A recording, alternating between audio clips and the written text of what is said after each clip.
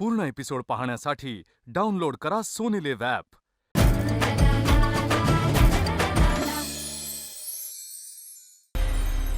आषाढ महिना जेव्हा सुरू होतो तेव्हा छानपैकी पाऊसही कोसळत असतो आणि त्याला अनुसरूनच आपल्याकडे खूप सारे पदार्थ, तळणीचे पदार्थ विशेष करून केले जातात.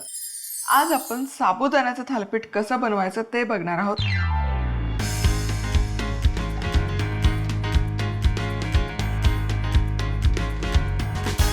हे थालीपीठ बनवताना यामध्ये आपण बटाट्याचा वापर नाही करणार, तर कसं बनवणार आहोत ते पाहूयात. सगळ्यात आधी साबुदाणा घेतलेला आहे आणि 4 ते 5 वेळा हा साबुदाणा स्वच्छ धुवून घ्यायचा. साबुदाणा स्वच्छ धुवून झाला की यामध्ये साबुदाणा तरंगेल किंवा बुडेल इतपतच पाणी घालायचं आणि आता यावर झाकण ठेवायचं आणि रात्रभर किंवा कमीत कमी 6 तास तरी हा साबुदाणा भिजण्यासाठी ठेवून द्यायचा. आज आपण कोशिंबीर आणि थालीपीठ दोनही बनवणार आहोत. त्यासाठी एक बेसिक ठेचा तयार करून घेऊयात. जिरं घेतेय, हिरवी मिरचीचे तुकडे आणि आलं. आता यातलं आलं आणि जिरं तुम्ही खात नसाल, उपवासाला नाही घेतलं तरी चालेल, फक्त मग हिरव्या मिरचीचा ठेचाचा तुम्ही इथे वापर करा. खूप फाईन पेस्ट करायची गरज नाही, हलकासा ओबडधोबडच हा ठेचा करून घेऊया. आणि इथे हा आपला ठेचा पण बनवून तयार आहे. कोशिंबीर बनवण्यासाठी इथे मी घेतलेलं आहे दही. यामध्ये घालूयात 1 काकडीचा खीस. सो इथे 1 अख्खी काकडी घेतलेली आहे मी. सोलून घेतली काकडी आणि खिसणीने व्यवस्थित असं खिसून घेतलेली आहे. तुम्ही बघू शकाल, छान असा याचा खीस पाडून घ्यायचा. बारीक तुकडे घेतले तरी काही हरकत नाही, पण ही अशी कोशिंबीर आहे ना, छान लागते. यामध्ये घालूयात हा जो ठेचा आपण तयार करून घेतलेला आहे, यातला थोडासा ठेचा, साखर, चवीपुरतं मीठ आणि अगदी थोडासा भाजलेला शेंगदाण्याचा कूट. आणि हे सगळं करूयात मिक्स. आणि थालीपीठासोबत खाण्यासाठी ही मस्त अशी थंडगार आणि खमंग अशी काकडीची कोशिंबीर बनवून तयार आहे. आता तयार करूयात थालीपीठ. थालीपीठ बनवण्यासाठी आता हा जो साबुदाणा आपण भिजत घातला होता, हा मी एका बाउलमध्ये घेतलेला आहे. त्याचसोबत इथे आहे माझ्याकडे वाटीभर किसलेला भोपळा किंवा भोपळ्याचा खीस. हा खिसणीने खिसून घेतलेला आहे, तुम्ही बघू शकाल. सो हा पूर्ण खीस यामध्ये घालतो. बटाट्याचा वापर नाही करत आहोत. हा ठेचा जो आपण तयार करून घेतला होता, हा ठेचाही घालूयात. चवीपुरतं मीठ आणि भाजलेला शेंगदाण्याचा कूट.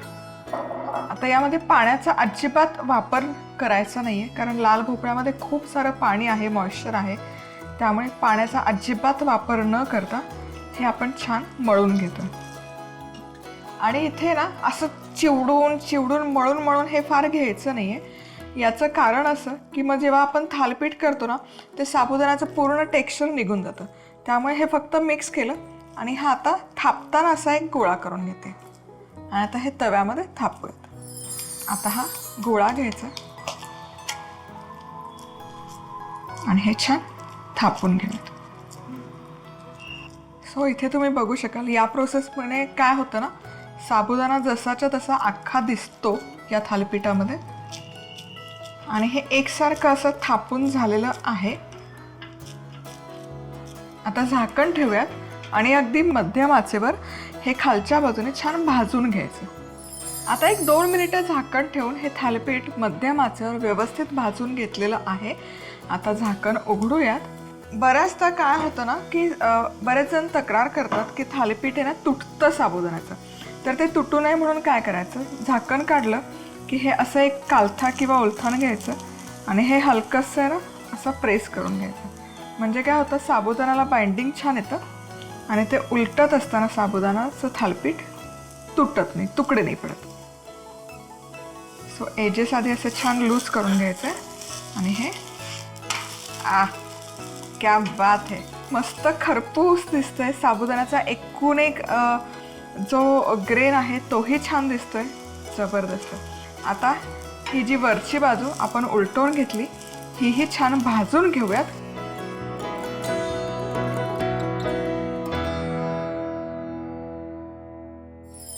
आषाढी एकादशी उपवास विशेष साबुदाणा थालीपीठ करण्यासाठी लागणारं साहित्य: 1 कप साबुदाणा, 1 चमचा जिरे, 2 हिरव्या मिरच्यांचे तुकडे, 1 इंच आल्याचे तुकडे, 125 ग्रॅम लाल भोपळा, चवीनुसार मीठ, पाणी, 2 ते 3 मोठे चमचे भाजलेल्या शेंगदाण्याचं कूट, साजूक तूप. साबुदाणा स्वच्छ धुवून घेत भिजवायचा. जिरे, मिरची, आल्याचा ठेचा करायचा. आता साबुदाणा, किसलेला भोपळा, तयार केलेला ठेचा, मीठ, शेंगदाणा कूट एकत्र करून पाणी न घालता याचा गोळा तयार करायचा. आता तुपाने ग्रीस केलेल्या तव्यावर हे थालीपीठ थापायचं आणि अशा प्रकारे दोन्ही बाजूनी मध्यम आचेवर खमंग खरपूस भाजायचं. झालं आपलं आषाढी एकादशी उपवास विशेष साबुदाण्याचं थालीपीठ तयार. आषाढी एकादशी उपवास विशेष काकडीची कोशिंबीर करण्यासाठी लागणारं साहित्य: अर्धा कप दही, 1 सोलून किसलेली काकडी, 1 चमचा साखर, चवीनुसार मीठ, 1 चमचा भाजलेल्या शेंगदाण्याचं कूट, दह्यात किसलेली काकडी, तयार केलेला ठेचा, साखर, चवीप्रमाणे मीठ आणि शेंगदाण्याचा कूट घालायचा. झाली आपली आषाढी एकादशी उपवास विशेष काकडीची कोशिंबीर तयार. आज आपण बनवतोय उपवासाची गुळपापडी.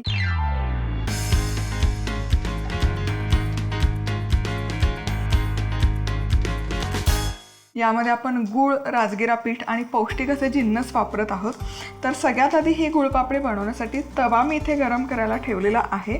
यामध्ये आपण घालतोय साधारण 3 चमचे साजूक तूप, 2 कप राजगिराचं पीठ आणि यामध्येच घालतोय सुकामेवा. यामध्ये मी थोडे काजू आणि बदामाचे तुकडे घेतलेले आहेत. आता हे एकत्र आपण 7 ते 8 मिनिट खरपूस असं भाजून घेतो.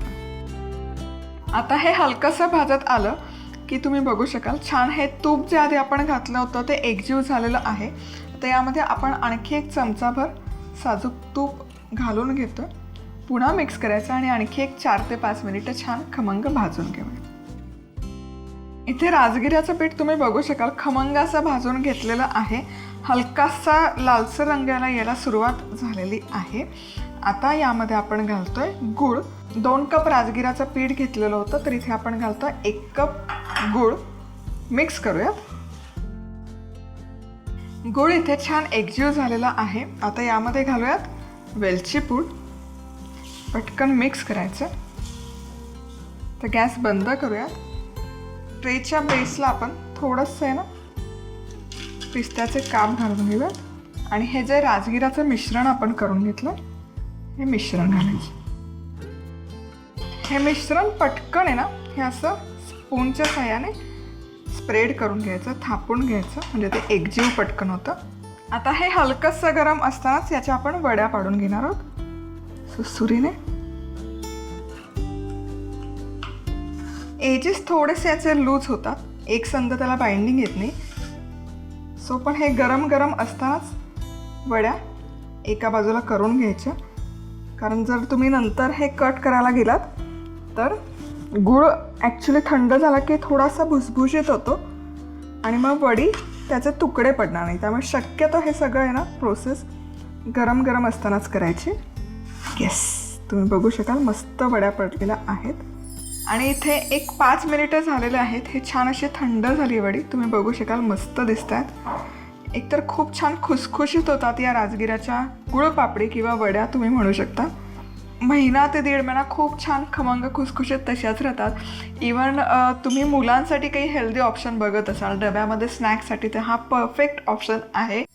आषाढी एकादशी उपवास विशेष गुळ पापडी करण्यासाठी लागणारं साहित्य: 3 चमचे साजूक तूप, 2 कप राजगिऱ्याचं पीठ, 2 ते 3 मोठे चमचे काजू बदामाचे तुकडे, 1 चमचा साजूक तूप, 1 कप गूळ, पाव चमचा वेलची पूड, पिस्त्याचे काप. कढईत मध्यम आचेवर तूप, राजगिरा पीठ आणि आवडीप्रमाणे सुका मेवा घालायचा आणि हे मिश्रण 7 ते 8 मिनिटं भाजायचं. यात गरजेनुसार परत तूप घालायचं आणि परतायचं. आता रंग हलकासा बदलला की यात गूळ घालायचा आणि हे सगळे जिन्नस गूळ विरघळेपर्यंत एकजीव करायचे. आता वेलची पूड घालून गॅस बंद करायचा. ताटात आवडीप्रमाणे पिस्त्याचे काप पसरवून त्यावर हे मिश्रण घालायचं आणि गरम असतानाच याच्या अशा पद्धतीने वड्या पाडायच्या. झाली आपली आषाढी एकादशी उपवास विशेष राजगिऱ्याची गुळ पापडी तयार. आज आपल्यासोबत आहेत मयुराजी. मयुराजी, तुमच्या आजच्या या भागामध्ये खूप मनापासून स्वागत. धन्यवाद. आज काय बनवतोय आपण? आज आपण बनवतोय वऱ्याच्या तांदूळाची खानतोळी.